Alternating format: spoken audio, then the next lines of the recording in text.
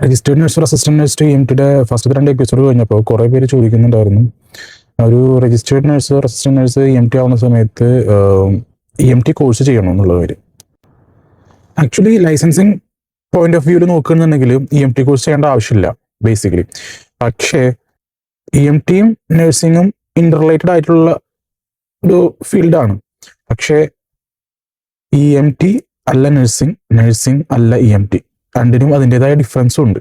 Okay, ആ ഡിഫറൻസും അതേപോലെ അതിൽ ആവശ്യമുള്ള ക്രിട്ടിക്കൽ ഡെസിഷൻ മേക്കിംഗ് സ്കിൽസ് ഒക്കെ ഡെവലപ്പ് ചെയ്ത് വരണം എന്നുണ്ടെങ്കിൽ നിങ്ങളൊരു EMT കോഴ്സ് എടുക്കുന്നത് നല്ലതാണ്.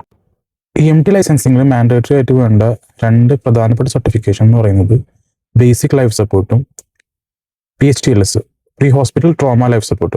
PHTLS ഇല്ലെങ്കിൽ നിങ്ങൾക്ക് ITLS ചെയ്യാം, that is international trauma life സപ്പോർട്ടും ചെയ്യാം. ഇനി അതുകൂടാതെ ACLS ലൈസൻസിങ് പോയിന്റ് ഓഫ് വ്യൂവിൽ മാൻഡേറ്ററി അല്ല, പക്ഷെ ഹൈലി റെക്കമെൻഡഡ് ആണ് ACLS. ഇനി EMTയുടെ എക്സാമിനേഷൻ ഡീറ്റെയിൽസ് ആണ്, അത് ഞാൻ അടുത്ത എപ്പിസോഡിൽ പറയാം വിശദമായിട്ട്.